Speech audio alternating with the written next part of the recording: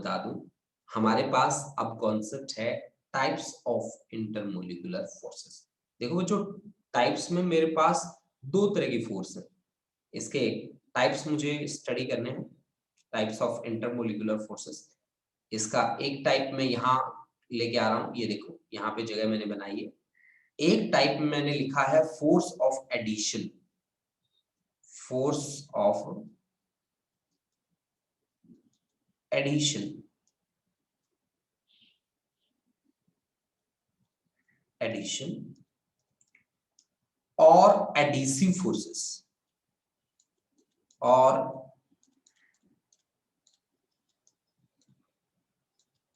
Adhesive force.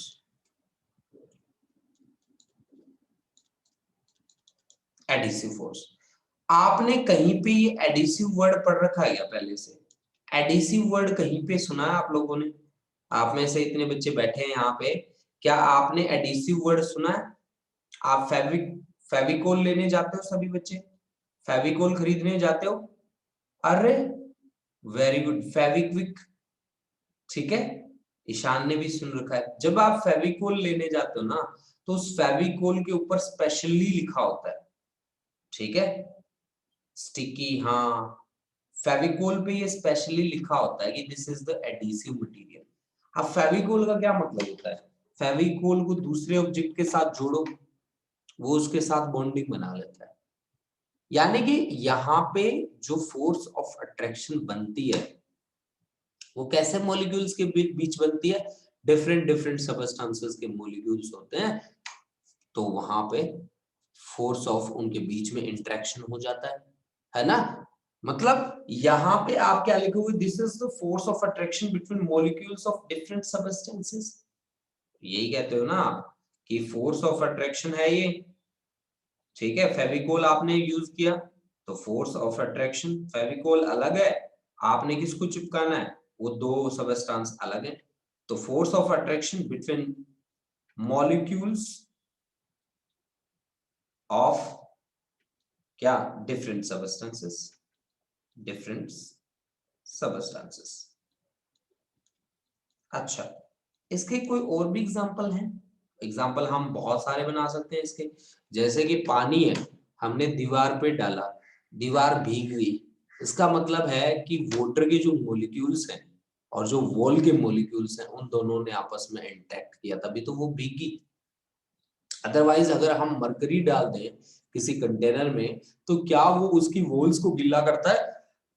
Answer is no, mercury interact ही नहीं करता, ठीक है, आपने देखा होगा, ठीक है, ये चीज तो आपने स्पेशली देखी होगी। और ये आते हैं ना कई वो ग्लू से, जिनकी हेल्प से हम गाड़ी वाड़ी में डस्ट वस्ट साफ करते होते हैं, उसका क्या नाम होता है? मुझे नहीं पता, तुम बता दो, मैसेज कर दो। वो ग्लू सा जिससे ना डस्ट वगैरह चिपक के बाहर निकल जाती है, लेकिन वो इंटरेक्ट नहीं करता किसी के साथ, वो चिपकता नहीं है, तो वो भी कैसा मटेरियल है?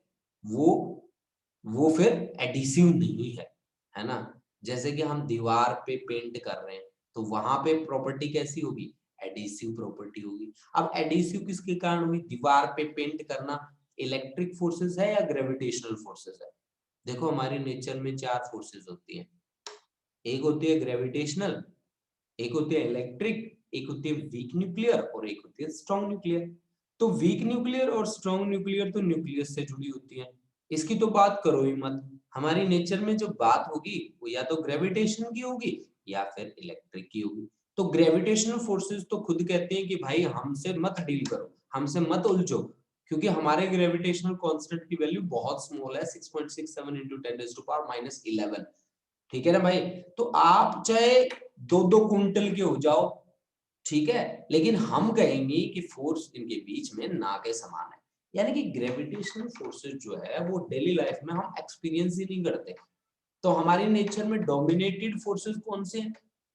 डोमिनेटेड अगर फोर्सेस की बात करी जाए तो वो है इलेक्ट्रिक फोर्स। जैसे मैं अब लिख रहा हूं पेन से, तो this is also electric force, यहाँ पे फ्रिक्शनल फोर्सेस काम कर रही है। मैं पेंट कर रहा हूँ, फ्रिक्शनल फोर्सेस काम कर रही है, ठीक है, और वो कहाँ किसका फॉर्म लेते हैं? इलेक्ट्रिक फोर्सेस का फॉर्म लेती है। यानी कि इलेक्ट्रिक फोर्सेस हमारी नेचर में हर जगह है। अगर मैं इसकी एडिसिव की बात करूं तो this is also electric in nature, ये भी इलेक्ट्रिक फोर्सेस के अंडर ही आता है। कोई कहते कि ग्रेविटेशनल फोर्स आता है, तो मैं सीधा फटाक से आंसर करूंगा, भाई बता दे तू मेरे को ग्रेविटेशनल फोर्स लग रहा है।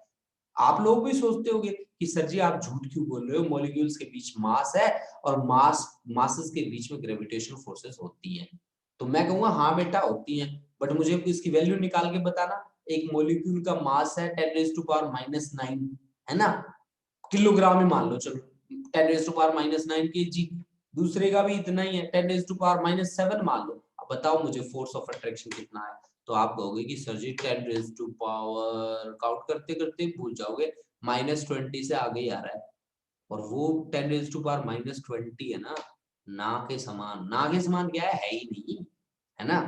तो वो तो फोर्स है ही नहीं, तो हुई कौन सी फिर, इलेक्ट्रिक फोर्सेस बाकी बची। यानी कि जिसकी मैं बात कर रहा हूँ एडिसिव फोर्स की या एडिशन की, वो इलेक्ट्रिक है अपने नेचर में, सीधी सीधी सी बात।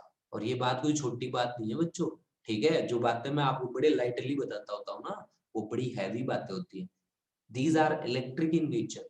एडिशन की मैं बात कर रहा हूँ, एडिसिव फोर्सेस की मैं बात कर रहा हूँ, तो सीधी सीधी सी बात है, ये इलेक्ट्रिक फोर्सेस है, ठीक है। हाँ, ये इस तरह के फंडामेंटल लॉज ऑबे नहीं करती। These are wonderful in nature. Fundamental जो बातें होते हैं ना, जो फंडामेंटल का मतलब होता है बेसिक बात है, जिसमें force varies inversely proportional to square of distance between them. These does not obey these things. Okay? अब देखो दूसरी जो है इससे उल्टी है। एक तो ये एडिसिव मटेरियल था, फेविकोल हम दुकान से खरीद के लाए, फेविकोल के ऊपर पड़ा हुआ देखा हमने कि भाई इसके ऊपर तो एडिसिव लिखा है, तो हमने मान लिया इसको एडिसिव मटेरियल होता है, ठीक है ना भाई। कितने बच्चे मानते हैं कि फेविकोल पे हमने देखा है ये एडिसिव मटेरियल लिखा है? कितने बच्चे मानते हैं एडिसिव मटेरियल लिखा है? बताओ।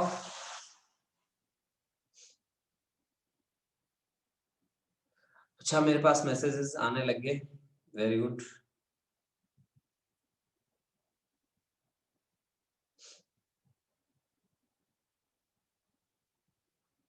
मैं भी देख रहा हूँ यार, इस पे लिखा है क्या adhesive?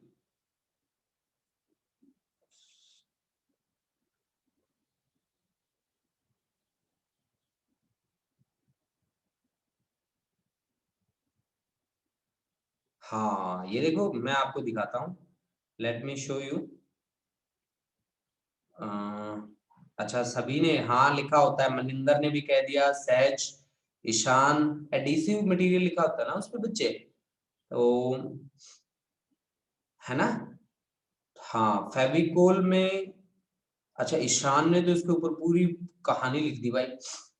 Fevicol as such is a synthetic resin adhesive intended for woodworking and various materials where one of the surface to be bonded is porous।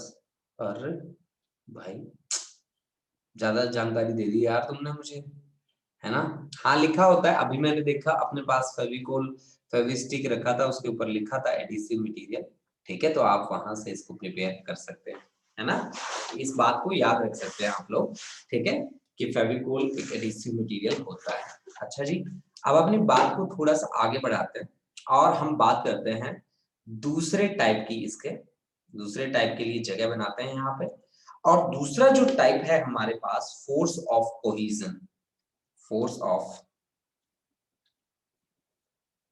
Cohesion, cohesion, और आप इसको बोलते हैं क्या, cohesive forces. Cohesive forces, cohesive forces. देखो बच्चों कैसे मुझे इसके साथ डील करना है। यहाँ पे जो बात मेरे को लिखनी है वो इससे उल्टी लिखनी है।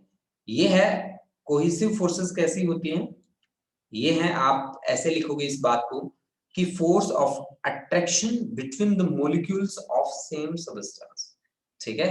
यानी कि फोर्स ऑफ अट्रैक्शन, ये डिफरेंट के लिए नहीं है, ये एक के लिए है। Force of attraction between the molecules of same substance, substance, ठीक है ना, सेम सबस्टेंस के लिए। अगर मान लो आप जैसे कि जो आपके डेली लाइफ में जो आप देखते हो उसमें बहुत सारे ऑब्जेक्ट आपको ऐसे दिखते होंगे जो किसी के साथ इंटरेक्ट नहीं करते, ठीक है ना। जो इंटरेक्ट नहीं करते आप उनको क्या बोलते हो, उनका नेचर कैसा है, कोहेसिव नेचर है। उनका नेचर कैसा है भाई, कोहेसिव नेचर। आपने देखा है ग्रीस, ग्रीस देखा होगा, ऑयल देखा होगा। ऑयल लिक्विड्स के साथ अगर आपने किसी सरफेस पे ऑयल लगा दिया और उस पर आप पानी डाल रहे हो तो क्या वो पानी उसको गीला कर पाएगा, नहीं। जैसे कि मान लो पेंटेड हमारे घर का दरवाजा जो होता है ना, पेंट करते हैं हम। पेंट किस लिए करते हैं, ताकि पानी उसके अंदर तक ना जा सके, यही इसीलिए किया जाता है ना। तो फिर उसका नेचर, उस पेंट का नेचर कैसा बना, कोहेसिव नेचर बना। हाँ आप कह सकते हो सर ऐसे तो कोहेसिव नहीं है, वो पेंट के साथ इंटरेक्ट हुआ है, in that situation this is adhesive, ठीक है ना। लेकिन अगर मैं यहाँ पे प्योर मर्करी की बात करता हूँ, मर्क्यूरी की मैं बात करता हूँ, फॉर एग्जाम्पल मैं यहाँ पे मर्क्यूरी की अगर बात करूं तो मर्क्यूरी को आप लोगों ने देखा है, मर्क्यूरी की क्या स्पेशलाइजेशन होती है, क्या विशेषता होती है, क्या प्रॉपर्टी होती है इसकी। ये प्रॉपर्टी होती है कि it does not wet the walls of the container. ये वॉल्स ऑफ कंटेनर के साथ कोई इंटरेक्ट ही नहीं करता। इसके खुद के मॉलिक्यूल्स के बीच इतने फोर्स ऑफ अट्रैक्शन है कि अदर के साथ इसे कोई लेना देना नहीं है, ठीक है ना। तो ये mercury is the best example. तो मैंने आज जो पढ़ी इलेक्ट्रिक फोर्सेस, उसके दो टाइप मैंने आज पढ़े हैं। एक मेरे पास एडिसिव है और दूसरा मेरे पास क्या है, कोहेसिव है। सर मर्क्यूरी बीड्स बना लेता है, अच्छा अच्छा ठीक है भाई ठीक है। अरे यार ईशान, चलो ठीक है। अब देखो हम क्या कहते हैं कि हमने दो तरह की इलेक्ट्रिक फोर्सेस आप आज पढ़ी हैं, एक एडिसिव है और दूसरी कोहेसिव है। एडिसिव को याद रखने के लिए आप फेविकोल याद रखेंगे हमेशा, और कोहेसिव को याद रखने के लिए आप मर्क्यूरी याद रखेंगे। अब बढ़ते हैं हम अपने अगले टॉपिक की ओर। देखो बच्चों नेक्स्ट टॉपिक मेरे पास क्या है, देखिए हमारे पास जो नेक्स्ट टॉपिक है वो टॉपिक है मॉलिक्यूलर रेंज। मॉलिक्यूलर रेंज, आज मॉलिक्यूल्स के ऊपर खुल के बातें होंगी हमारी। जितना भी हमारा टारगेट है वो सारा का सारा मॉलिक्यूल के साथ डील करने का है। तो मॉलिक्यूलर रेंज क्या है, मॉलिक्यूलर रेंज है कि रेंज का मतलब होता है डिस्टेंस, ठीक है। रेंज का मतलब यही होता है कि डिस्टेंस, जैसे कि हमारे फोन में रेंज है कि नहीं है, मतलब उस टावर का मतलब या वहां का फोर्स यहां तक एक्टिव है कि नहीं है, ऐसी बात बोलते हैं ना। तो इसको बोलते हैं maximum distance up to which we can feel the, मतलब आपके पास एयरटेल की सिम है तो एयरटेल का इफेक्ट हम फील कर सकें, ठीक है, उसकी रेडिएशंस फील कर सकें, तो उसको आप रेंज बोलते हैं, ठीक है।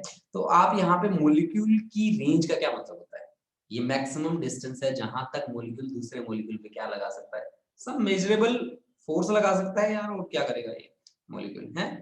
तो इसको मैं क्या बोलता हूं कि मैं कहता हूं कि it is the maximum distance,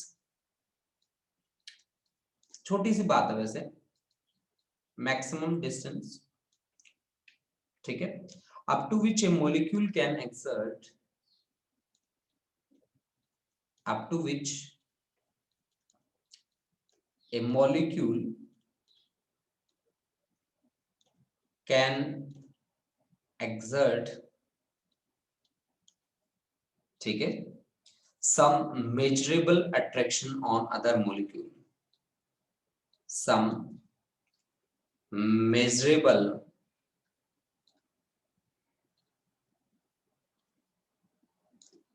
attraction on another molecule, molecule भाई इसी को बोलते हैं क्या, मोलिकुलर रेंज, ठीक है ना। यहाँ पे लिक्विड और सॉलिड के लिए अगर बात करी जाए तो वो डिस्टेंस होता है 10⁻⁹ मीटर, या नैनोमीटर भी बोल सकते हैं जी आप इसको, ठीक है। अब इसमें हमें क्या करना होता है, अब हमारे पास है यहीं से निकला हुआ एक आर्टिकल जिसे हम बोलते हैं sphere of influence, sphere of influence, sphere of influence. देखो बच्चों, स्फीयर ऑफ इन्फ्लुएंस क्या है हमारे पास और हम किस तरह से इसको डिफाइन करेंगे यहाँ पे। देखो, आपको क्या करना है बच्चों, आपको यहाँ पे मॉलिक्यूल को सेंटर मानना है। मान लीजिए आपने ये मान लिया मॉलिक्यूल, ठीक है।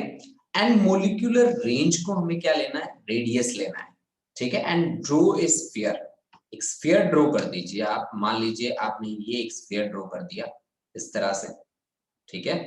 ये देखो मोटा ताजा स्फीयर हमने ड्रॉ कर दिया और इसका जो सेंटर है, इसके सेंटर पे कौन बैठा है, हमारा मॉलिक्यूल जिसको हमने कंसीडर किया है। और हमने रेडियस किस बात को सोच के बनाया कि ये जो रेडियस है ना, that radius is equal to molecular range. O पे बैठा है हमारा मॉलिक्यूल और OA is equal to R, that is equal to molecular range. Molecular range हमने लेके क्या ड्रॉ कर दिया, एक स्फीयर ड्रॉ कर दिया। That sphere is nothing but sphere of influence. Now we are going to start the most important article. That article is surface tension, ठीक है ना। अब हम स्टार्ट करने वाले हैं जिस आर्टिकल को, उस आर्टिकल का नाम है हमारे पास सरफेस टेंशन, ठीक है। बहुत ही इंपॉर्टेंट आर्टिकल है सरफेस टेंशन, सरफेस टेंशन। तो इसके लिए कुछ एक एग्जांपल्स मैं आपको बताना चाहूंगा पहले, ठीक है। तो उसके बाद मैं इस पे बात करूंगा, आगे जितनी भी बातें बढ़ानी है वो उसके बाद मेरे को बढ़ानी है, पहले मेरे को एग्जांपल्स करने हैं, ठीक है। देखो भाई, इसके एग्जांपल्स क्या क्या हैं।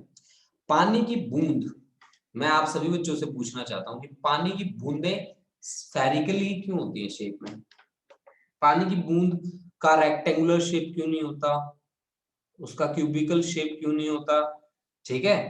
तो यानी कि कोई अदर शेप क्यों नहीं होता, उनका हमेशा आपने देखा होगा कि वो स्फेरिकल होती है शेप में। आपने देखा होगा स्फेरिकल होती है। मेरे पास एक मैसेज भी आया, ठीक है। और आपने देखा होगा एक बात स्पेशली आपने घरों में देखी होगी कि जो ब्रश होता है ना, पप्पा आपके यहाँ तो नहीं होते खैर ज्यादा, लेकिन जब सेविंग ब्रश को हम लोग पानी के अंदर डुबो देते हैं तो उसके जो सारे के सारे वो रेसे होते हैं ना, वो इकट्ठे हो जाते हैं। सेविंग ब्रश आपने देखे होंगे, अगर उस ब्रश को हम पानी के अंदर डुबोए तो वो सारे के सारे रेसे इकट्ठे हो जाते हैं। हाँ, अगर हम ग्रीस करके हम किसी भी, जैसे पिन वगैरह है, उस पिन को अगर एक कागज पे रखें और कागज को एक मतलब जो वाटर एट रेस्ट है उसके सरफेस पे रख देते हैं और धीरे धीरे वो कागज जैसे ही गलेगा वो तो नीचे बैठ जाएगा और वो सरफेस पे तैरती रह जाएगी, वो पिन डूबती नहीं है। आपने ये चीज देखी? चलो ये नहीं देखी, आपने घर में कुछ खाना बनाया होगा गर्मा गर्म, जैसे कि आपने पानी उबाल दिया, पानी उबालने के बाद आप उसके ऊपर ऑयल ड्रॉप्स, मतलब उसमें ऑयल ड्रॉप्स मिला रहे हो और वो ऑयल ड्रॉप्स जो है वो स्फेरिकली रहते हैं शेप में। आपने ये चीज भी देखी होगी। इनमें से कुछ भी देखा है आपने तो मेरे को बताएं मैसेज करके, ठीक है ना। इनमें से अगर आपने कुछ भी देखा है तो प्लीज मेरे को बताएं। मैं मैसेज चैट बॉक्स में जा रहा हूँ, देख रहा हूँ किस किस के मैसेज आए हैं। अच्छा, 3 मैसेजेस आए हैं। अमरवीर, सरफेस टेंशन की वजह से, यस सर। ऑयल वाला देखा है ना परवली, ये जब हम पास्ता वास्ता बनाते होते हैं तो पानी उबालते हैं और उबाल के पानी उसमें ऑयल मिलाते हैं थोड़ा सा, ठीक है। तो वो ऑयल उसके सरफेस के ऊपर ही पड़ा रहता है। ऐसा आप लोगों ने, बहुत सारे बच्चों ने देखा होगा। सेविंग ब्रश वाला एग्जांपल भी बढ़िया है, सेविंग ब्रश में भी देखा होगा। तो ये सब क्यों होता है? ये सब इसलिए होता है, इसमें एक लिक्विड की प्रॉपर्टी आती है कि every liquid has a tendency, every liquid at rest has a tendency to occupy minimum surface area, और वो सबसे कम सरफेस एरिया ऑक्यूपाई करे इसके लिए एक स्ट्रेच्ड मेम्ब्रेन की तरह बिहेव करता है। Every liquid has this property, हर एक लिक्विड के पास ये प्रॉपर्टी होती है कि वो किस तरह बिहेव करता है, एक स्ट्रेच्ड मेम्ब्रेन की तरह। किस तरह से? इस तरह से कि वो कम से कम सरफेस एरिया ऑक्यूपाई करे। कम से कम सरफेस एरिया किस शेप का होता है? स्फेरिकल शेप का होता है। इसीलिए पानी की बूंदें स्फेरिकल होती है शेप में। आप मरक्यूरी की बूंद देख लो, अगर छोटी सी बूंद है तो स्फेरिकल बनेगी, लेकिन हाँ ग्रेविटी इफेक्ट अगर बढ़ गया तो वो उसके जो सरफेस है वो कैसे हो जाएंगे? फ्लैट हो जाएंगे, और वो सरफेस पे क्या हो जाएगा? बिखर जाएगा। पानी, जैसे कि हमने अब सेविंग ब्रश में कहा, तो सेविंग ब्रश के अंदर पानी फंस जाता है, और पानी की बूंदें यानी कि लिक्विड की जो बूंदें हैं उसकी टेंडेंसी क्या है? कम से कम एरिया ऑक्यूपाई करने की, इसलिए वो सारी क्या हो जाती है? इकट्ठी। लेकिन जैसे हम उसको झड़काते हैं, आपने, चलो आपने ये तो देखा होगा, आपके घरों में पेट वगैरह तो रखते होगे, ठीक है, कुत्ते वुत्ते, कुत्ते बिल्ली, जब आप उसको नहलाते हो कुत्ते को, तो उसके सारे बाल है ना इकट्ठे हो जाते हैं। अब जैसे ही आपने नहलाया, कुत्ते ने क्या करना है? ऐसे ऐसे हिल जाना, पूरा थरथराहट पैदा कर देनी, और उसके सारे बाल फिर से खड़े हो जाना, लेकिन पहले बिल्कुल चिपके हुए थे। क्यों? क्योंकि उनके बीच लिक्विड था, और लिक्विड की टेंडेंसी क्या होती है? कम से कम सरफेस एरिया ऑक्यूपाई करने की, और सबसे कम सरफेस ऑक्यूपाई करने के लिए वो क्या हो जाते हैं? चिपक जाते हैं। लेकिन जैसे ही वो पानी की बूंदें झड़ती हैं सारी की सारी, वो बाल कुत्ते के दोबारा से खड़े हो जाते हैं। ये बात तो बहुत सारे लोगों ने देखी होगी। आवारा कुत्ते भी देखे होंगे आपने, जैसे कि जो गंदे पानी पूनी में बैठे होते हैं, वो बाहर निकलते हैं, ऐसे थरथराहट करते हैं, और करते ही उनके बाल दोबारा से ऐसे कैसे हो जाते हैं। कितने बच्चों ने देखा है कुत्ते वाला एग्जाम्पल? बताना मेरे को। तब तक मैं एक डायग्राम बना दूं, और इसका जो एग्जैक्ट स्टेटमेंट है वो स्टेटमेंट आपके लिए लिख दूं, और कुत्ते वाला एग्जांपल बता दो कितने बच्चों ने देखा है।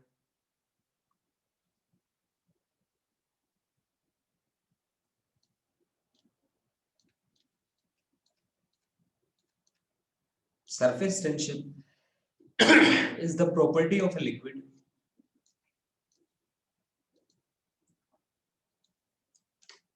by virtue of which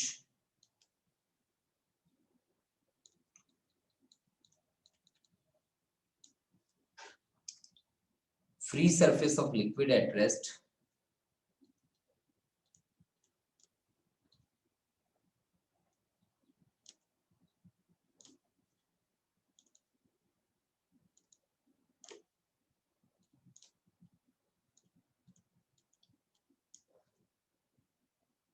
tends to have minimum surface area.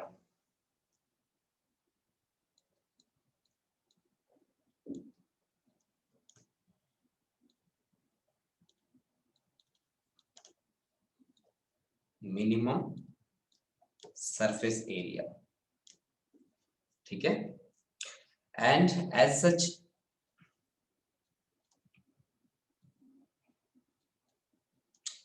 it behaves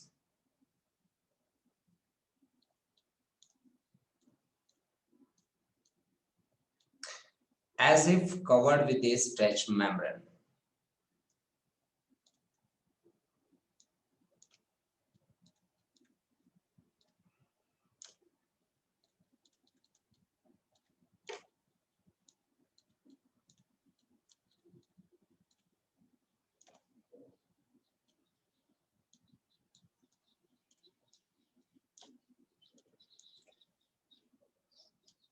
अब अपनी बात पे आते हैं। अब मैं देखता हूं कितने बच्चों ने उसका आंसर किया है, कितने बच्चों के पास पेट है।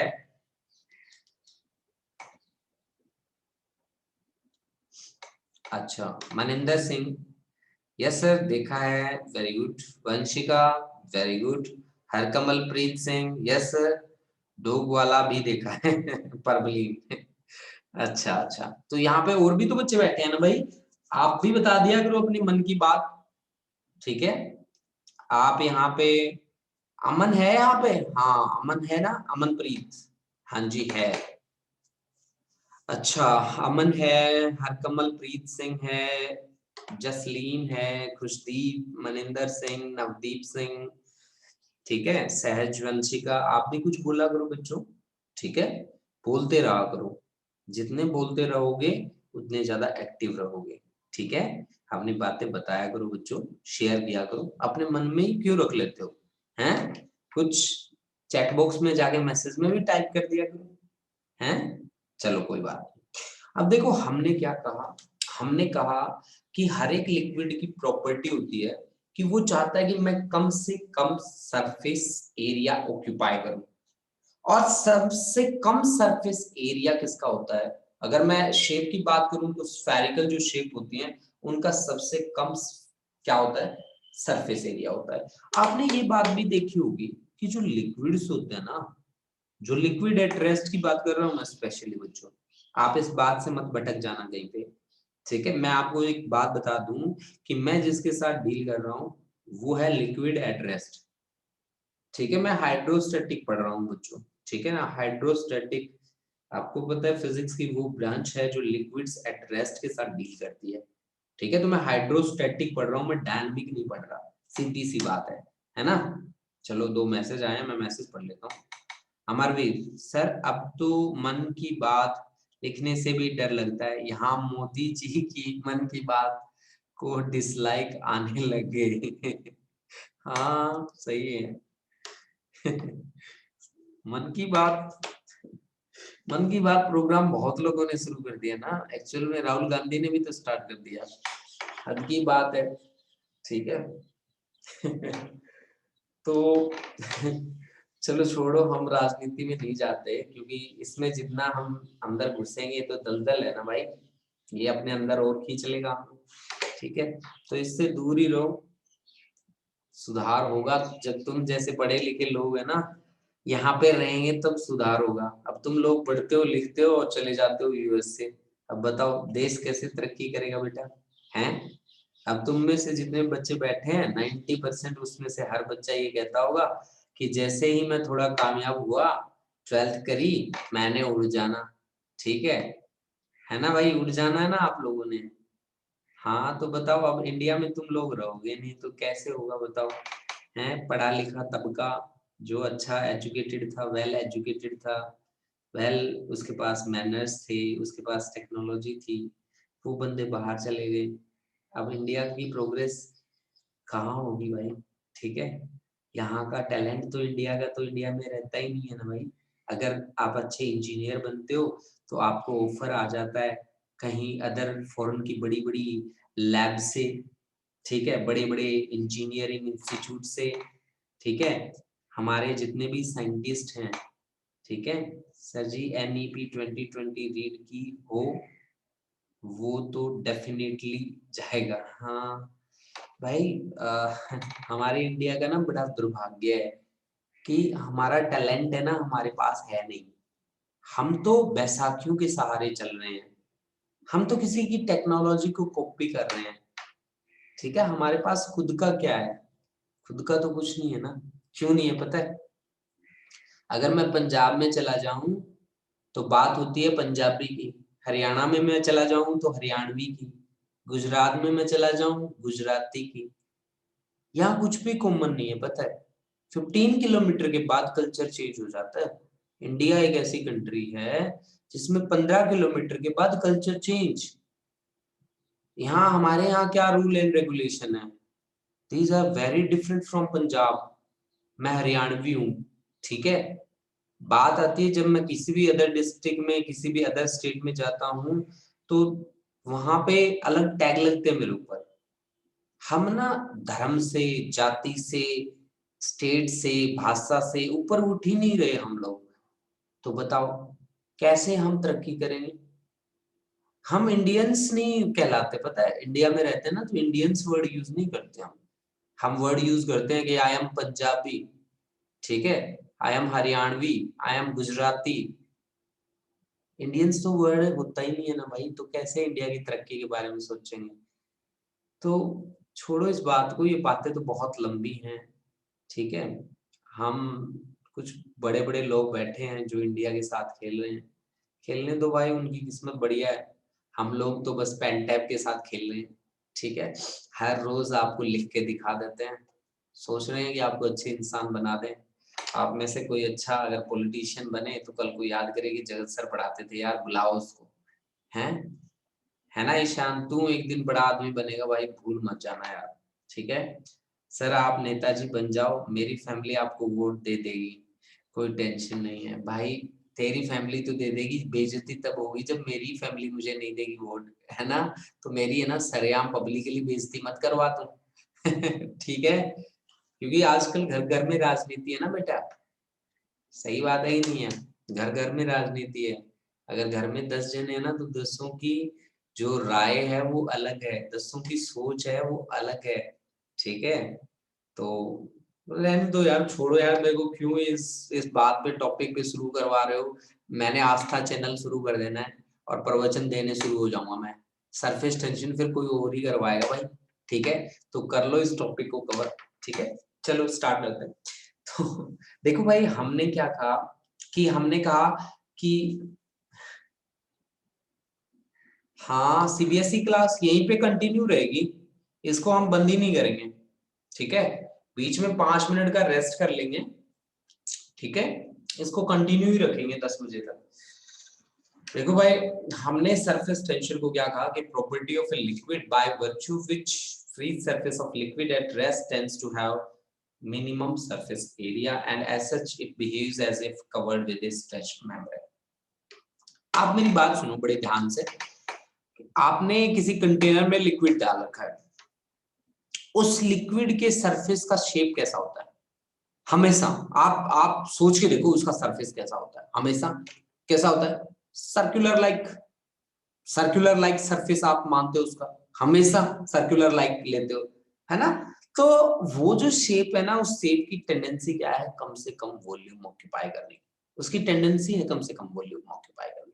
तो मैं अब एक ऐसा ही सरफेस ले रहा हूं जो स्फेरिकल है शेप में, ठीक है, और लिक्विड सरफेस मैंने लिया है ऑफ कोर्स, ठीक है। तो ये मैंने एक लिक्विड सरफेस ले लिया, ठीक है ना, इस तरह का। ये ब्लैक कलर में नहीं लेते भाई, ब्लैक कलर के ऊपर हम वर्क नहीं कर पाएंगे फिर, ठीक है। तो ये कलर ले लेते हैं, चलो ठीक है भाई, ये कलर हमने ले लिया बच्चों। देखो तो हमने क्या कहा भाई, कि हमने कहा कि ये एक स्ट्रेच्ड मेम्ब्रेन की तरह बिहेव करती है। मान लो आपने एक रख दिया इसके ऊपर एक धागा, जैसे कि थोड़ा सा और सोच के देखो कि वो बच्चे जो बबल्स बनाते होते ना, जिसमें शैम्पू वैम्पू डाल के ऐसे ऐसे गोल चक्री सी बना के, वो हमने एक फिल्म बना ली और उस फिल्म पे धागा रख देते हैं, उस फिल्म पे हल्का सा ना कोई धागा रख देते हैं और उसको ना बीच में से फोड़ते हैं, तब आप देखना वो धागा कैसे सिकुड़ेगा। ये आप जो कॉन्सेप्ट है वो अपनी डेली लाइफ में परफॉर्म कर सकते हो। अब मैं क्या कर रहा हूँ, यहाँ एक इमेजिनरी लाइन ले रहा हूँ और उसको ड्रॉ कर रहा हूँ यहाँ पे। मैं अपनी तरफ से लिया है मैंने ये लाइन, कहीं आप सोचो सर ये लाइन कहाँ से आ गई, ये इमेजिनरी लाइन है जो मैंने ड्रॉ करा है। अब इसके ऊपर फोर्स कैसे लगनी चाहिए? नॉर्मल फोर्स लगनी चाहिए ना। अब ये नॉर्मल फोर्स कैसे वर्क करेगी, इसके लिए ये बात मुझे यहाँ पे प्रेजेंट करनी पड़ेगी, ठीक है। ये नॉर्मल फोर्स कैसे वर्क करेगी, ये नॉर्मल फोर्स इसके ऊपर लगेगी कुछ इस तरह से। मान लो कि यहाँ पे लग रही है नॉर्मल फोर्स ऐसे ऐसे, तो ये नीचे वाली साइड भी कैसे लगेगी? ऐसे ही लगेगी, ऑफ कोर्स नॉर्मली लगेगी। और यहाँ नॉर्मल है तो नॉर्मली लगेगी भाई। लिक्विड एट रेस्ट की बात कर रहा हूँ, और रेस्ट की बात मैंने सबसे पहले पढ़ी थी कि यहाँ फोर्स हमेशा कैसी होती है? नॉर्मल होती है, ठीक है ना। मैं उसी बात को फॉलो कर रहा हूँ, कहीं आप सोचो कि सर आपने अपनी तरफ से नहीं बात बना ली, मैंने अपनी तरफ से कुछ नहीं बनाया, ठीक है। तो नॉर्मल फोर्स लगेगी ऐसे ऐसे, मतलब ये मेरी एक इमेजिनरी लाइन है जिस लाइन पे कुछ एक पार्टिकल्स बैठे हैं और पार्टिकल पे जो फोर्स लग रही है वो नॉर्मल फोर्स लग रही है। और ये जो फोर्स है नॉर्मल फोर्स, मैंने अब एक लेंथ एलिमेंट लिया है जिसकी लेंथ है मेरे पास AB, AB is equal to L let us consider, और उस पे नॉर्मल फोर्सेस लग रही है। तो आप सरफेस टेंशन को कैसे मेजर करते हैं मैथमेटिकली? मैथमेटिकली मैं कहता हूं कि that surface tension is nothing but equal to surface पे लगने वाली फोर्स, यानी कि फोर्स पर यूनिट लेंथ, यानी कि उसका जो सरफेस है उसके सरफेस पे किसी भी पोजीशन पे कितनी फोर्स लग रही है, that is basically the ratio of force and length. कितनी लेंथ के लिए कितनी फोर्स लग रही है, that is nothing but equal to surface tension. Mathematically आप इसे ये बोलते हैं, बट एक्चुअल में सरफेस टेंशन क्या है? लिक्विड की प्रॉपर्टी है जिसमें वो स्ट्रेच्ड मेम्ब्रेन की तरह बिहेव करता है, सबसे कम सरफेस एरिया ऑक्यूपाई करना चाहता है, जिसके लिए कोई ना कोई फोर्सेस तो इन्वॉल्व रही होगी। ये फोर्सेस या ये एनर्जी मुझे आगे चल के भी निकालनी है, इसकी वैल्यू भी मैं आपको बताऊंगा, इसके पीछे का कॉन्सेप्ट भी मैं आपको बताऊंगा। फिलहाल हम बात जो कर रहे हैं वो कर रहे हैं सरफेस टेंशन की, that is basically force per unit length, जिसको मैं अगर यूनिट एंड डायमेंशन फॉर्मूला लिखना चाहूँ तो मेरे लिए काफी इजी होगा। इसकी यूनिट जो रहेंगी वो फोर्स की यूनिट क्या होती है भाई, एसआई यूनिट लिख दो और सीजीएस यूनिट भी लिख दो। फोर्स की यूनिट होती है जी न्यूटन और लेंथ है मीटर, तो मीटर -1, ऊपर आएगा तो पावर -1 हो जाएगा ना। न्यूटन की जगह पे सीजीएस में डायन और मीटर की जगह पर सेंटीमीटर। ओके, और डायमेंशनल फॉर्मूला भी हम बना सकते हैं इसका। तो डायमेंशनल फॉर्मूला हम कैसे बनाएंगे, कैसे लिखेंगे? फोर्स के लिए डायमेंशनल फॉर्मूला क्या होता है? m1 l1 t-2 divide by length is l1, then dimension formula becomes equal to m1 t-2. This is the dimensional formula for surface tension actually. ठीक है, now some examples we will take कि raindrops are spherical in shape। कुछ इसके examples कर देता हूं मैं यहाँ पे। इसके एग्जांपल्स मैंने लिखा है raindrops are spherical in shape। spherical in shape, spherical होते हैं raindrops शेप में, ठीक है।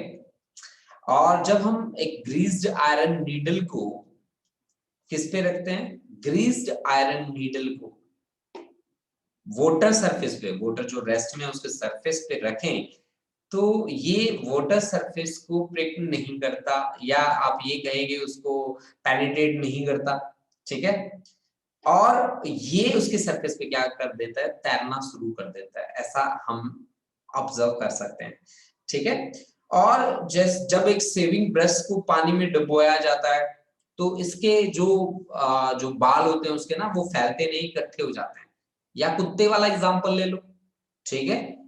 पानी की गर्म पानी के ऊपर ऑयल ड्रॉप्स ले लो, तो ये all these examples are for किसके लिए हैं? ये सरफेस टेंशन के लिए हैं। Now we will deal with molecular theory of surface tension, और वही मॉलिक्यूलर थ्योरी मेरे को एक्चुअल में सरफेस टेंशन की बात बताएगी कि कैसे आपने ये डेफिनेशन जो दी वो क्यों दी, आपको क्या कॉन्सेप्ट करना है, कैसे कॉन्सेप्ट करना है। तो हम 5 मिनट्स का एक ब्रेक ले लेते हैं छोटा सा, और ब्रेक लेने के बाद फिर से हम मिलते हैं, ठीक है। मैं 10 मिनट्स का ब्रेक ले लेता हूँ, सही हम एग्जैक्टली 9:05 पे क्लास स्टार्ट करेंगे। हाँ, ये ओपन ही रहेगा तब तक, ठीक है, तब तक ये ओपन ही रहेगा। मेरी बात आप समझ रहे हैं कि ये चलता ही रहेगा, जो जो बच्चे बीच में ऐड होते रहेंगे हम उनको ऐड करते रहेंगे। आप चाहो तो जा सकते हो, और मैं इसको एक बार क्या कर रहा हूं, स्टॉप नहीं करूंगा मैं। आप लोग जुड़े रहिए, चाहे चाय वगैरह पीनी है तो पी लीजिए, ठीक है। Start the article, and the article is molecular theory of surface tension. Surface tension को अभी अभी हम डिफाइन करके आए हैं। ये क्या है? प्रॉपर्टी है एक लिक्विड की, जिसमें उसकी टेंडेंसी क्या होती है? कम से कम सरफेस एरिया ऑक्यूपाई करने की, कम से कम सरफेस एरिया ऑक्यूपाई करने की उसकी टेंडेंसी होती है। हम ये बात करते हैं, ठीक है। देखो अब मेरा जो आर्टिकल है, that article is molecular theory of surface tension. This is the article, molecular theory of surface tension.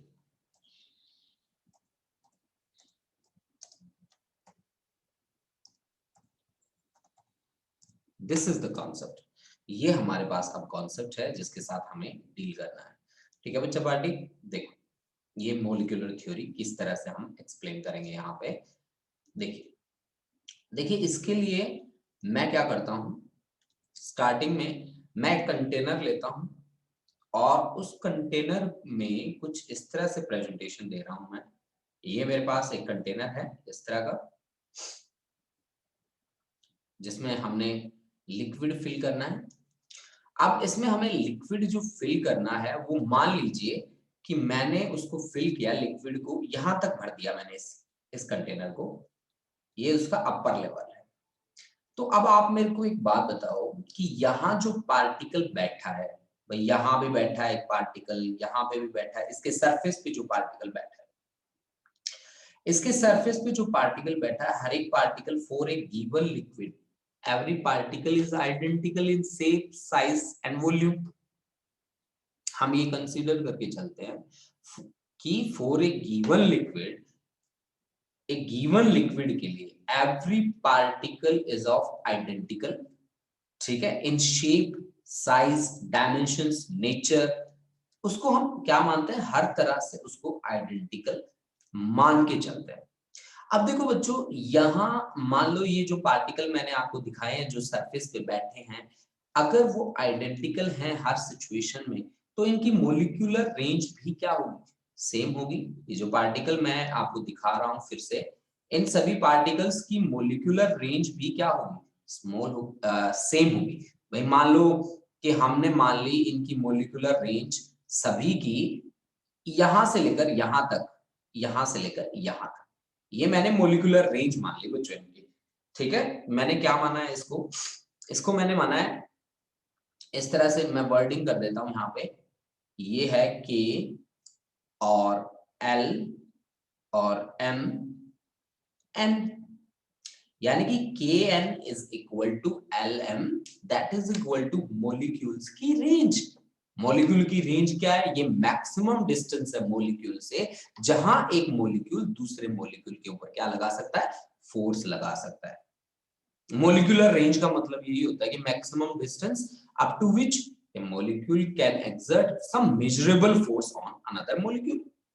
मेरी बात सभी को क्लियर होगी मेरे ख्याल से, अगर किसी को क्लियर नहीं है तो पूछ सकता है बेटा बीच में भी, ठीक है, आपके पास फुल अथॉरिटी है, ठीक है। अब देखो बच्चों, अब हमने क्या कहा कि ये जो सरफेस हमारे पास ये मोलिकुलर रेंज बनी है, यानी कि हमने क्या कहा, K N is equal to L M, that is equal to molecule की रेंज, इसको बोलते हैं molecular range. Molecular range is the maximum distance जहां तक एक मॉलिक्यूल दूसरे मॉलिक्यूल पे क्या लगा सकता है, फोर्स लगा सकता है। अब हमारे पास ये जो एन एम एल के, या आप इसको ऐसे बोलो के एल एम एन जो बना है हमारे पास, उसमें कोई पानी वानी तो है नहीं, कोई लिक्विड विक्विड तो है नहीं, ठीक है। तो ये हमारे पास, इसको क्या बोलते हैं हम, लिक्विड फिल्म या सरफेस फिल्म बोलते हैं इसको आप, सरफेस फिल्म, ये आपके पास है सरफेस फिल्म, ठीक है भाई, ये आपके पास क्या है, सरफेस फिल्म है, ठीक है। अब देखो जो, अब हम अपनी बात को फिर से आगे बढ़ा के चलते हैं। हमने क्या कहा कि L M N is the surface film, ठीक है, आपको दिख रही है सरफेस फिल्म, ठीक है। सभी बच्चे ध्यान से देख लें कि K L M N is the surface film, ठीक है। अब देखो, अब हम ले रहे हैं 3 मॉलिक्यूल्स, जो एक तो सरफेस फिल्म के सरफेस के ऊपर बैठा है, एक थोड़ा सा अंदर बैठा है, और एक कंप्लीटली अंदर है। मैं 3 मॉलिक्यूल्स ले रहा हूं, किस तरह से, मैं इस तरह से 3 मॉलिक्यूल्स ले रहा हूं, ठीक है। ये देखो बच्चों, एक मॉलिक्यूल कंप्लीटली इनसाइड, ठीक है, कंप्लीटली इनसाइड है एक मॉलिक्यूल, और दूसरा मॉलिक्यूल जो है हमारे पास, ये देखो एक मॉलिक्यूल मैंने ड्रॉ कर दिया है, और जो दूसरा मॉलिक्यूल है मेरे पास, उसको मैं लेके चलता हूं थोड़ा सा इस फिल्म से अंदर और थोड़ा सा इस फिल्म से बाहर। ये देखिए इस तरह से, ये मेरा दूसरा मॉलिक्यूल है, ये देखो बच्चों ये दूसरा मॉलिक्यूल है, और तीसरा जो मैं मॉलिक्यूल लेके चला हूं वो है मेरे पास कुछ इस तरह से,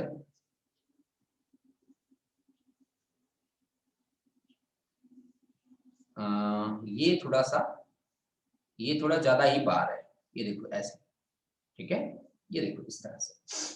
अब देखो भाई, अब मुझे किस तरह से अपनी बात को एक्सप्लेन करनी है यहाँ पे, ठीक है। अब अगर आप इन मॉलिक्यूल्स को ध्यान से देखें, इसको मैं मॉलिक्यूल मान रहा हूं ए, ठीक है, मॉलिक्यूल ए, ब्लैक ले लेता हूं कलर, ये मॉलिक्यूल है मेरे पास, मॉलिक्यूल ए, और इस मॉलिक्यूल को हमने माना है मॉलिक्यूल बी, और इसको हमने मॉलिक्यूल माना है सी।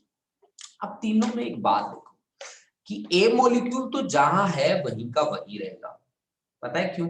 क्योंकि इसके अपर हाफ में इसकी मॉलिक्यूलर रेंज, ये मॉलिक्यूल है और ये इसकी मॉलिक्यूलर रेंज है जो हमने इसका स्फीयर बनाया है। ये स्फीयर ऑफ इन्फ्लुएंस बोलते हैं आप इसको, ठीक है, कि मॉलिक्यूलर रेंज को आप रेडियस ले लेते हैं और रेडियस लेके एक स्फीयर ड्रॉ कर देते हैं, that is sphere of influence. ठीक है, अब देखो बच्चों, ये आपका बी मॉलिक्यूल है, ठीक है, ये आपके पास है बी मॉलिक्यूल जो यहां बैठा है, और ये जो स्फीयर है जो इसके चारों ओर दिख रहा है, इसको बोलते हैं sphere of influence. Sphere of influence कब ड्रॉ करते हैं? मॉलिक्यूलर रेंज को रेडियस लेके, ठीक है, मॉलिक्यूलर रेंज को आप क्या ले लेते हैं? रेडियस ले लेते हैं, रेडियस लेके आप क्या कर देते हैं? एक स्फीयर ड्रॉ कर देते हैं, that is the sphere of influence.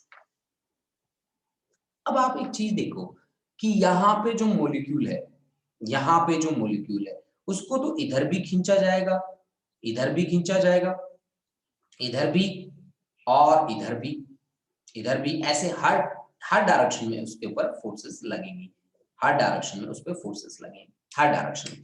तो यानी कि net force on molecule A क्या आएगा? 0। Net force on molecule that is equal to, on molecule आपका कौन सा लिया है? 0, वो किसके ऊपर? ऑन मॉलिक्यूल ए, ठीक है ना। ए मॉलिक्यूल पे नेट फोर्स आपकी क्या है? 0 है, क्योंकि वो इक्वली अट्रैक्ट होता है हर एक डायरेक्शन। लेकिन अगर मैं बी की बात करूं तो वो सरफेस फिल्म के अंदर लाई करता है, सरफेस फिल्म के अंदर लाई करता है। ये देखो, आप बी मॉलिक्यूल को ध्यान से देखो तो ये सरफेस फिल्म के अंदर लाई करता है, और इसमें जो ज्यादातर इसका जो अपर हाफ है और लोअर हाफ, ये देखो, ये तो बन गया इसका अपर हाफ, ये इसका लोअर हाफ। तो लोअर हाफ में तो लिक्विड वाले मॉलिक्यूल हैं जो इसके ऊपर क्या लगा सकते हैं? कोहेसिव फोर्स लगा सकते हैं। मतलब एक सेम लिक्विड में सेम जो मॉलिक्यूल्स होते हैं, वो फोर्स जो लगाते हैं उस फोर्स का नाम होता है कोहेसिव फोर्स, ठीक है ना। कोहेसिव फोर्स का क्या मतलब होता है? Force of attraction between the molecules of same substance, ठीक है। तो इसके ऊपर कोहेसिव जो फोर्स लगेंगी वो नीचे की तरफ लग जाएंगी इस तरह से, और मान लो कि इस तरह से इसे यहाँ अट्रैक्ट किया जा सकता है, इस डायरेक्शन में भी मॉलिक्यूल इसे अट्रैक्ट कर सकते हैं, ठीक है। लेकिन अगर मैं सरफेस फिल्म के ऊपर जाके बात करूं तो वहां पे तो कोई एक आधा मॉलिक्यूल बैठा हुआ, तो एक आधा मॉलिक्यूल जो बैठा है वो थोड़ी बहुत इसके ऊपर फोर्स लगा देगा, इस मॉलिक्यूल के ऊपर, मॉलिक्यूलर रेंज से निकल के ऐसे, ठीक है, ये थोड़ी बहुत फोर्स लगा दी। यानी कि अगर मैं मॉलिक्यूल बी के लिए बात करूं, मॉलिक्यूल बी के लिए मैं बात कर रहा हूं, मॉलिक्यूल बी, मॉलिक्यूल बी कहां लाई करता है? मॉलिक्यूल बी को बड़े ध्यान से देखो आप लोग, मॉलिक्यूल बी को ध्यान से देखोगे तो मॉलिक्यूल बी सरफेस फिल्म के अंदर लाई करता है, ठीक है ना। Molecule B lies inside the surface film, lies inside the surface film, surface film. Here number of molecules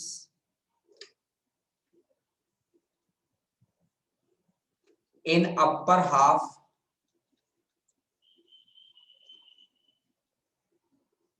is less than number of molecules in lower half. देखो भाई, ये मॉलिक्यूल है, अगर बाहर जाए इससे तो नंबर ऑफ मॉलिक्यूल्स जो हमारे पास लिक्विड है उसके मॉलिक्यूल्स तो ना के समान ही होंगे, ठीक है, जबकि लोअर हाफ में तो पूरा लिक्विड भरा पड़ा है, तो ऑफ कोर्स यहाँ पे ज्यादा होंगे। तो यहाँ पे जो रिजल्टेंट कोहेसिव फोर्स होगी, resultant cohesive force, cohesive force will be in downward direction, downward direction. इसको कोहेसिव से पजल मत हो ना, इसको फोर्स की तरह ही ट्रीट करना, फोर्स ही समझ लेना कि ये फोर्स ही है, ठीक है ना। Resultant force will be in the downward direction, ऐसे भी पढ़ लेना है। अब आप सी मॉलिक्यूल को देखो, सी तो पूरा का पूरा लिक्विड से तो बाहर है, सरफेस फिल्म के सरफेस पे बैठा है, सी इज कंप्लीटली आउटसाइड ना, ठीक है। यानी कि अगर हम मॉलिक्यूल को लेते हैं तो outer surface of surface film पे बैठा है, ठीक है। सी, मॉलिक्यूल सी की अगर मैं बात करूं, मॉलिक्यूल सी की अगर मैं बात करूं तो मॉलिक्यूल सी कहां लाई करता है, दैट लाइज कंप्लीटली आउटसाइड,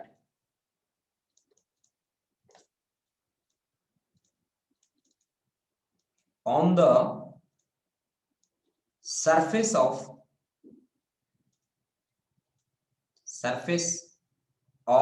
किसके सरफेस पे बैठा है, ये सरफेस फिल्म के सरफेस पे बैठा है, सरफेस फिल्म। अगर यहां आप देखें तो आउटसाइड जो है वो मॉलिक्यूल है ही नहीं, जीरो है लगभग, आउटसाइड तो कोई मॉलिक्यूल है नहीं, तो यहाँ पे जो मॉलिक्यूल्स है वो नीचे ही है, ऊपर तो कोई मॉलिक्यूल नहीं है, ठीक है। अगर ऊपर कोई मॉलिक्यूल ही नहीं है तो फिर फोर्स किसकी बनेगी, फोर्स ऑफ अट्रैक्शन या फोर्स ऑफ कोहेजन किसकी बनेगी, कुछ है ही नहीं। तो यहाँ पे जो रिजल्टेंट रहेगा वो डाउनवर्ड फोर्स रहेगा और वो काफी ज्यादा स्ट्रॉन्ग रहेगा, काफी ज्यादा स्ट्रॉन्ग रहेगा, ठीक है। यानी कि यहाँ पे फोर्स सी पार्टिकल के लिए मैं बात करूं तो रिजल्टेंट जो होगा वो होगा सी के लिए, रिजल्टेंट जो होगा वो होगा डाउनवर्ड फोर्स होगा, रिजल्टेंट जो होगा वो डाउनवर्ड फोर्स होगा और बहुत ही ज्यादा स्ट्रॉन्ग होगा, स्ट्रॉन्ग होगा। अब आप एक बात बताओ मुझे कि अगर आप इस पार्टिकल को बाहर निकालना चाहते हो, ठीक है,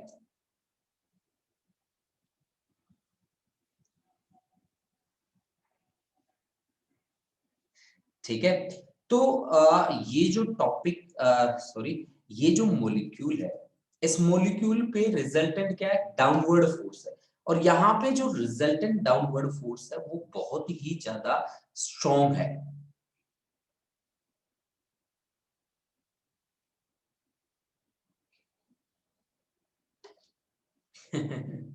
नहीं नहीं, देखो बेटा, हमने क्या कहा कि हमने कहा कि जैसे जैसे हम पार्टिकल को सरफेस फिल्म से ऊपर लेके जा रहे हैं वैसे वैसे फोर्स क्या हो रही है, बढ़ रही है। यहाँ पे देखो, यहाँ पे फोर्स क्या थी, मॉलिक्यूल ए के लिए जीरो थी, यहाँ पे फोर्स की वैल्यू थोड़ी इंक्रीज हुई जब हम इसको सरफेस फिल्म पे लेके गए, और यहाँ पे बहुत ज्यादा इंक्रीज हो जाती है, यहाँ पे इंक्रीज बहुत ज्यादा हो जाती है जब हम इस पार्टिकल को फिल्म के सरफेस तक ले आते हैं। मतलब इस सरफेस फिल्म से जब हम पार्टिकल को बाहर ले जाने की कोशिश करते हैं तो फोर्स क्या होती जाती है, बढ़ती जाती है, यानी कि नीचे जो डाउनवर्ड फोर्स है वो बढ़ती जाती है। यानी कि एज, मतलब मैंने जो ऑब्जर्व करी है ये वो बात है, as particle moves upward from surface film, surface film, ये सरफेस फिल्म में जैसे जैसे अपवर्ड जाता जाएगा वैसे वैसे फोर्स, या आप ये कहिए कि डाउनवर्ड जो फोर्स है वो क्या होता जाएगा, इंक्रीज होता जाएगा। यानी कि अगर मेरे को ऊपर जाना है तो then we have to apply some extra force, we have to apply some extra force, some extra force.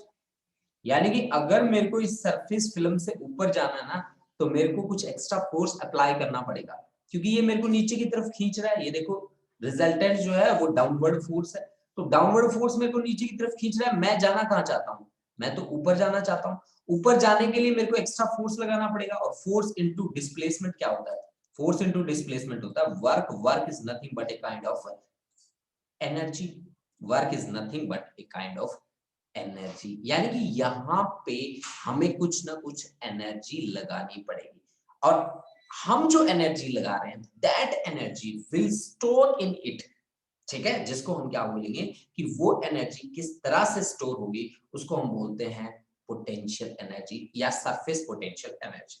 ठीक है, तो अगर हमें मान लो यहां से ऊपर उठना है तो हमें ज्यादा क्या लगानी पड़ेगी, पोटेंशियल एनर्जी।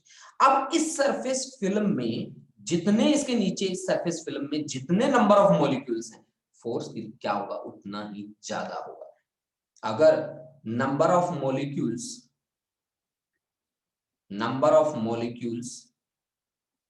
इन सरफेस फिल्म अगर होंगे भाई increase, number of molecule in surface film अगर इंक्रीज होंगे तो then more potential energy will be stored, more potential energy will be stored, ज्यादा से ज्यादा पोटेंशियल एनर्जी क्या होगी, उसके अंदर स्टोर होगी। आपने एक बात तो देख ली ना कि सरफेस फिल्म से जैसे जैसे आप ऊपर जा रहे हो वैसे वैसे आपको ज्यादा क्या करना पड़ेगा, ज्यादा फोर्स अप्लाई करना पड़ेगा, ज्यादा फोर्स आपको अप्लाई करना पड़ेगा। ये बात तो आपने देख ली। ठीक है, अब फोर्स जब आप अप्लाई करते हो, फोर्स अप्लाई करके डिस्प्लेसमेंट ट्रेवल करते हो, तो फोर्स इनटू डिस्प्लेसमेंट क्या बनता है, work, and that work is nothing but equal to energy. And वो एनर्जी इसमें कहां कैसे स्टोर होगी, एज द पोटेंशियल एनर्जी। वो क्या हो जाएगी, इसमें स्टोर हो जाएगी। पोटेंशियल एनर्जी उसमें क्या हो जाएगी, एज द पोटेंशियल एनर्जी उसमें स्टोर हो जाएगी। मेरी बात को बड़ी ध्यान से सुन लेना बच्चों, ठीक है।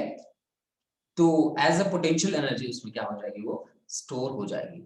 ठीक है, अब देखो बेटा, अब हम अपनी बात को कैसे आगे बढ़ाते हैं। ठीक है, तो हम क्या कहते हैं कि अगर इस स्टेबल इक्विलिब्रियम की हम बात करते हैं, यहाँ पे स्टेबल इक्विलिब्रियम की कंडीशन है हमारे पास, क्योंकि लिक्विड हमारा रेस्ट में है। स्टेबल इक्विलिब्रियम बोलते हैं आप इसको। स्टेबल इक्विलिब्रियम के लिए क्या चाहिए, स्टेबल इक्विलिब्रियम के लिए मिनिमम क्या चाहिए, पोटेंशियल एनर्जी। अब अगर लिक्विड रेस्ट में है और हमारा सिस्टम स्टेबल इक्विलिब्रियम की कंडीशन को सेटिस्फाई करता है, तो उसकी पोटेंशियल एनर्जी क्या होनी चाहिए, मिनिमम होनी चाहिए। मिनिमम पोटेंशियल एनर्जी कब हो सकती है, जब number of molecules in surface film is minimum, in surface film is minimum. अगर number of molecule surface film में कम से कम होगा तो ऑफ कोर्स फिर पोटेंशियल एनर्जी भी कम होगी, क्योंकि हमने अभी अभी पढ़ा है कि number of molecule in surface film if increases, ठीक है, अगर number of molecules in surface film increases then more potential energy will be stored. तो नंबर ऑफ मॉलिक्यूल्स को कम कर देते हैं। अगर नंबर ऑफ मॉलिक्यूल कम हो गया तो पोटेंशियल एनर्जी क्या हो जाएगी, कम। जो स्टेबल इक्विलिब्रियम की क्या है हमारी कंडीशन है, स्टेबल इक्विलिब्रियम की कंडीशन है कि नंबर ऑफ मॉलिक्यूल्स क्या होने चाहिए, कम होने चाहिए। ठीक है, तो नंबर ऑफ मॉलिक्यूल अगर कम होंगे तो ऑफ कोर्स फिर सरफेस एरिया भी कम होगा। फिर सरफेस एरिया भी क्या होना चाहिए, सरफेस एरिया भी मिनिमम होना चाहिए। सरफेस एरिया मिनिमम होगा। अब उसकी टेंडेंसी क्या है, कि उसकी टेंडेंसी है कि उसका सरफेस एरिया क्या हो, कम से कम हो। That is it will behave like a stressed membrane, it will behave like a stressed membrane. This is the complete explanation of surface tension. ये surface tension की complete explanation थी जो मैंने आपको बताया। यही reason है, this is the main reason कि why the surface of liquid is always taken as of spherical shape। क्योंकि जब हम spherical shape की बात करते हैं तो उसका surface area कम से कम रहता है। ठीक है ना बच्चों, उसका सरफेस एरिया क्या रहता है, कम से कम रहता है, मिनिमम सरफेस एरिया होता है। तो this is all about the molecular theory of surface tension, जहां पे हमने particle A B C 3 particles लिए और उसमें स्पेशली ये बात हमने नोट करी कि जब हम सरफेस फिल्म में जाते हैं, सरफेस फिल्म के अंदर जाते हैं और जैसे जैसे सरफेस फिल्म से ऊपर उठते हैं हमें एक्स्ट्रा फोर्स लगानी पड़ती है बाहर निकलने के लिए। एक्स्ट्रा फोर्स का मतलब है force into displacement is work is nothing but equal to energy, यानी कि एक्स्ट्रा एनर्जी लगानी पड़ेगी। और वो एनर्जी इसमें किस तरह से स्टोर होगी, पोटेंशियल एनर्जी की तरह स्टोर होगी। अब सरफेस फिल्म में जितने ज्यादा मॉलिक्यूल्स होंगे उतनी ही ज्यादा अट्रैक्टिव फोर्स वो डाउनवर्ड डायरेक्शन में लगाएंगे। अब अगर हम number of molecule surface film में कम कर दें तो फिर हमारी पोटेंशियल एनर्जी कम से कम हो जाएगी। अगर पोटेंशियल हमारी एनर्जी हमारी कम से कम हो जाएगी then this will satisfy the condition of stable equilibrium. ठीक है, अगर आप स्टेबल इक्विलिब्रियम में रहना चाहते हो तो आपकी पोटेंशियल एनर्जी क्या होनी चाहिए, मिनिमम होनी चाहिए। पोटेंशियल एनर्जी आपके पास क्या होनी चाहिए, मिनिमम होनी चाहिए। ठीक है, तो उसके बाद हम क्या बात करते हैं आगे। उसके बाद हमने कहा कि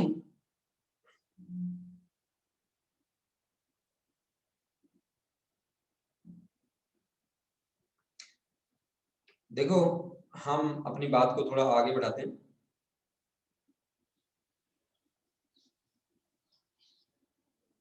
देखो हमने क्या बात करी, एक मिनट भाई।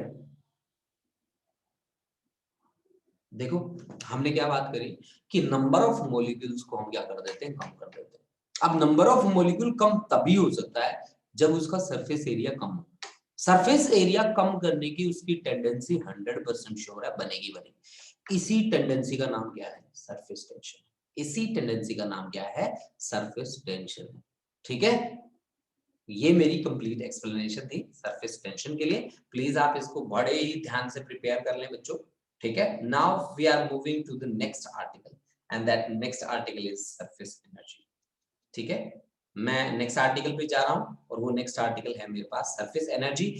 इसके नोट्स मैंने आपको भेज रखे हैं, कल ही भेजे हैं ग्रुप में। सभी बच्चे एक बार वो नोट्स भी बड़े ध्यान से पढ़ लें, फिर कोई डाउट आए तो एक बार मेरे साथ शेयर करें। ठीक है, फिर मैं आपके डाउट्स दोबारा से लूंगा और उनको मैं आपको सॉल्व करके दूंगा। ठीक है, तो देखो अब आगे बढ़ते हैं।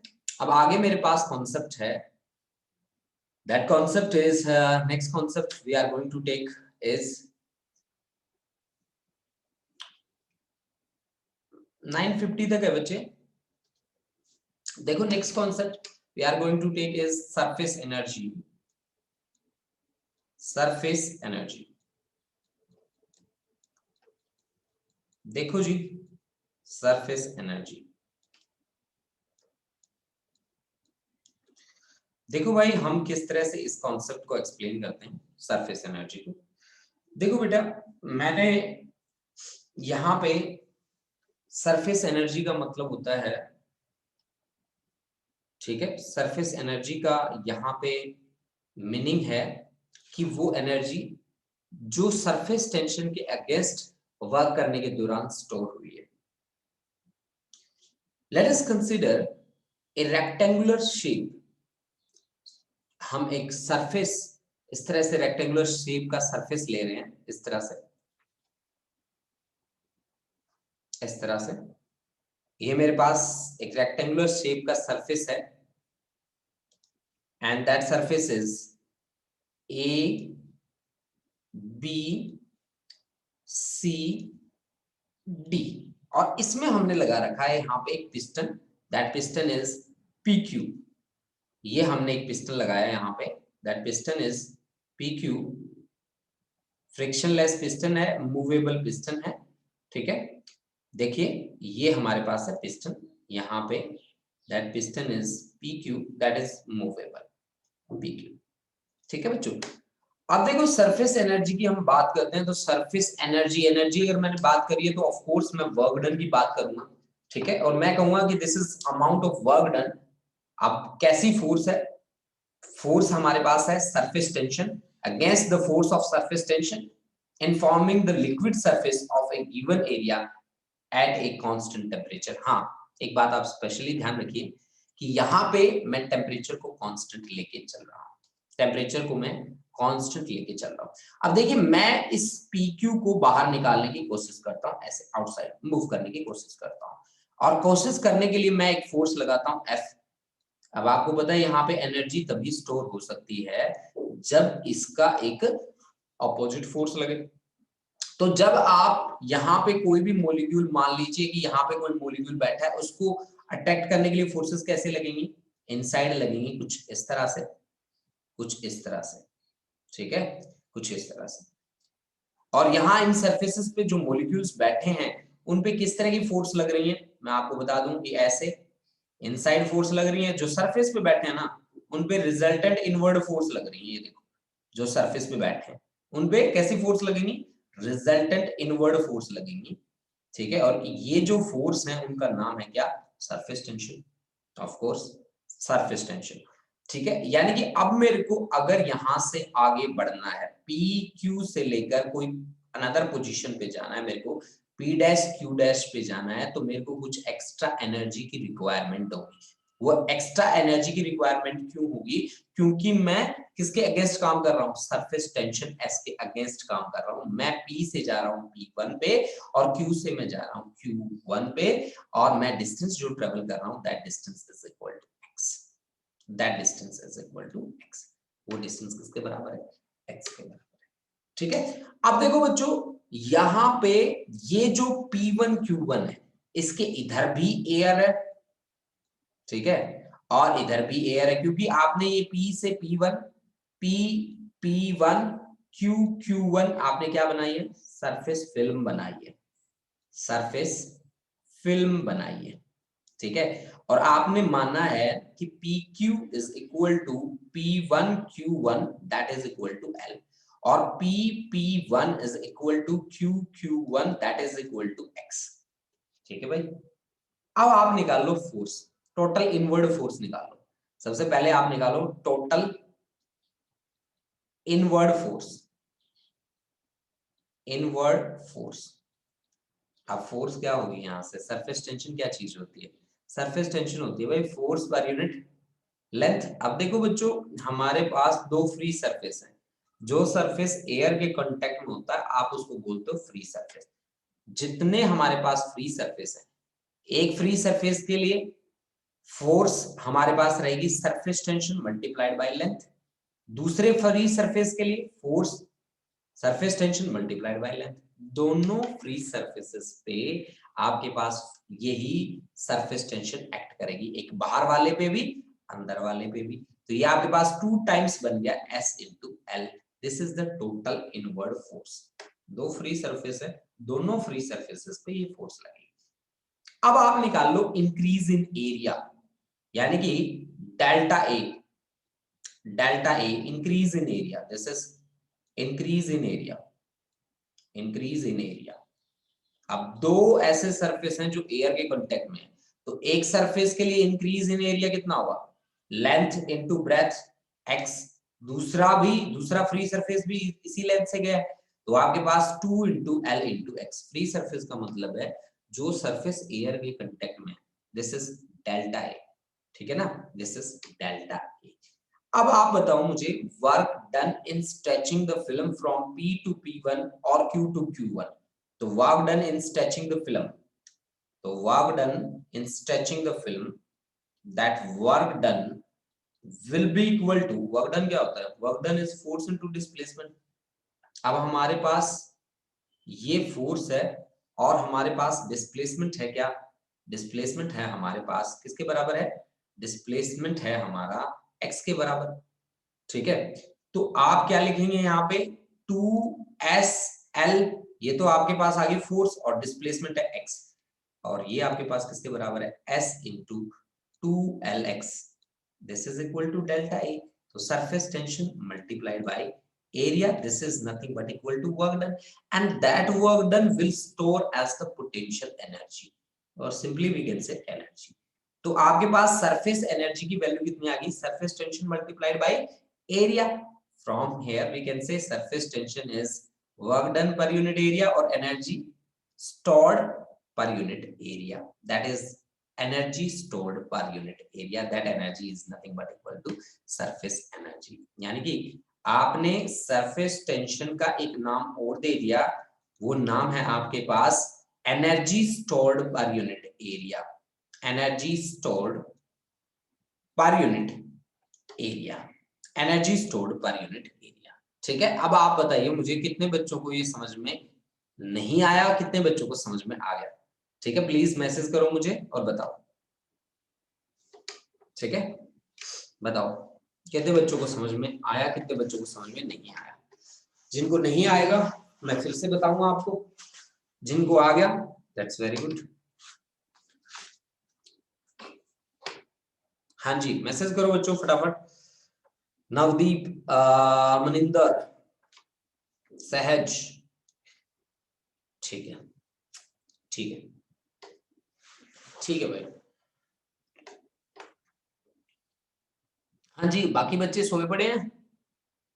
यहाँ बच्चे तो काफी बैठे हैं ना। बाकी बच्चे अमनप्रीत कौर, अमरवीर, हरकमलप्रीत सिंह, हरलीन, ईशान, जसलीन, कमलप्रीत, खुशदीप, मनिंदर, नवदीप, परबलीन, साहिबप्रीत सिंह, साहिबप्रीत सिंह, साहिबप्रीत सिंह बहुत दिनों बाद आया भाई। ठीक है, क्लास में बहुत दिनों बाद आया बच्चे। ठीक है, वंशिका, सुप्रीना, सुखनूर, सहज, परबलीन, नवदीप, ये सभी बच्चे बताओ भाई आपको समझ में आया कि नहीं आया। फटाफट से मैसेज करो। Harkamal Preet Singh, sir please explain again. बिल्कुल कर देंगे बेटा, क्लियर है सर। बहुत बढ़िया जसलीन। हाँ जी, इन बच्चों का नाम लिए सभी बच्चे बोलेंगे। नवदीप सिंह, सुखनूर, हाँ सुखनूर, जी सर, यस। बहुत बढ़िया, शाबाश। हाँ जी सर, थैंक यू सर।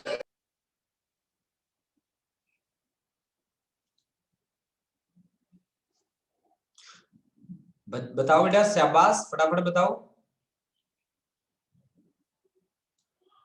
आप देखो, इसको मैं रिपीट करता हूं, देखो कैसे। मैं आपको सिंपल सी लैंग्वेज में बताता हूं सारी बातें।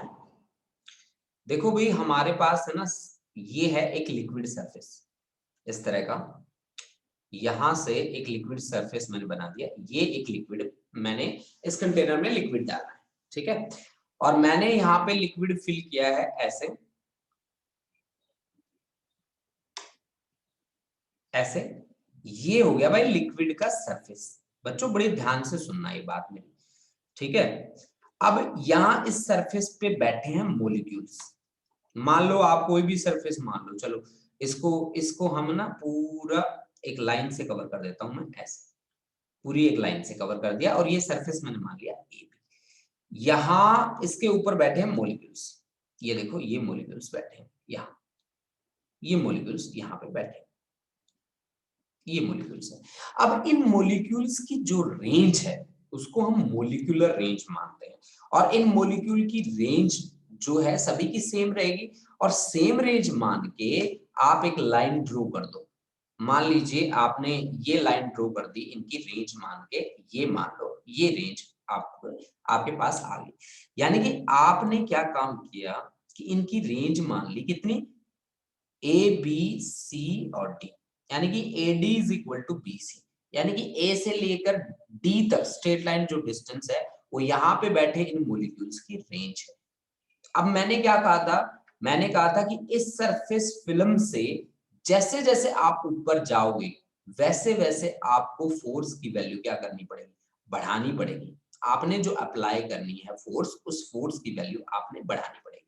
अब मान लो आप यहाँ सरफेस पे बैठे थे ए बी पे, आप ए बी से लेकर कहीं सी डी तक आ गए।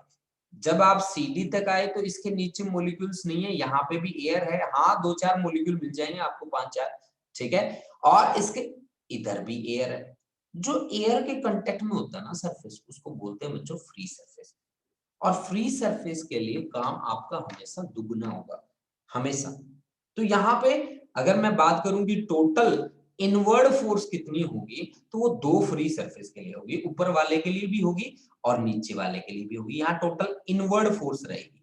मैंने आपको पहले ही बताया था कि नंबर ऑफ मॉलिक्यूल जहां पे ज्यादा होगा, इनवर्ड फोर्स भी वहां पे उतनी ही ज्यादा होगी। तो number of molecule inside the liquid ही ज्यादा है, ठीक है। तो लिक्विड ज्यादा है तो आपकी रिजल्टेंट जो फोर्स है वो इनवर्स है। अब सरफेस टेंशन क्या होता है, सरफेस टेंशन होता है, सरफेस टेंशन होता है आपके पास फोर्स पर यूनिट लेंथ। अगर आपको फोर्स निकालनी है तो फोर्स क्या होगी आपके पास, सरफेस टेंशन को एस से डिनोट कर रहा हूं, लेंथ को एल से डिनोट कर रहा हूं। But this is for a single phase, जो जिसका एक फेस एयर के कांटेक्ट में है, तो दूसरे फेस के लिए भी इतनी फोर्स होगी एस इंटू एल। तो टोटल फोर्स आपके पास दो फेसेस के लिए कितनी बन जाएगी, 2SL। मतलब एक ऊपर वाले फेस के लिए, एक नीचे वाले फेस के लिए। इसी तरह से आप यहां पे इंक्रीज इन एरिया भी निकालेंगे, क्योंकि एरिया आपके पास इंक्रीज हुआ है, वो किसके बराबर है, BC is equal to L, ठीक है, BC is equal to X और AB is equal to L। तो एरिया कैसे निकालते हो, लेंथ इंटू ब्रेथ। तो एरिया आपके पास एक सरफेस का कितना होगा, लेंथ इंटू ब्रेथ, दूसरे फ्री सरफेस का भी यही होगा सेम, ठीक है, एक ऊपर वाला सरफेस एक नीचे वाला surface, 2LX that is equal to delta A, ठीक है ना। तो अब आप देखो ये आपके पास फोर्स, ठीक है, ये आपके पास है फोर्स और डिस्प्लेसमेंट कितना किया आपने, x के बराबर। तो फोर्स को अगर हम डिस्प्लेसमेंट से मल्टीप्लाई कर दें तो क्या आता है, वर्क आता है ना, ठीक है। तो फोर्स हमारी कितनी है, फोर्स है 2SL और डिस्प्लेसमेंट कितना है x।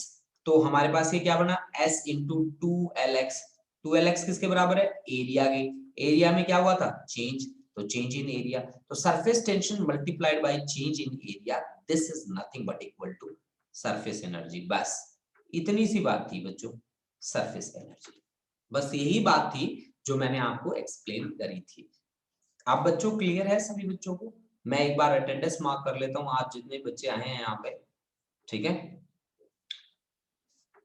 ये है हमारे पास अमनप्रीत कौर, अमरवीर, हरकमलप्रीत सिंह, हरलीन कौर, ईशान किशोर, जसलीन, कंवलप्रीत, खुशदीप, मनिंदर सिंह, नवदीप सिंह, परबलीन कौर, साहिबप्रीत सिंह, सहज, सुखनूर, सुप्रीना, वंशिका, ये बच्चे हैं जो यहाँ बैठे हैं। और अगर इनमें से कोई और रहता है तो प्लीज मेरे को बता दो, अगर किसी की अटेंडेंस रहती है तो प्लीज मेरे को एक बार बता दो।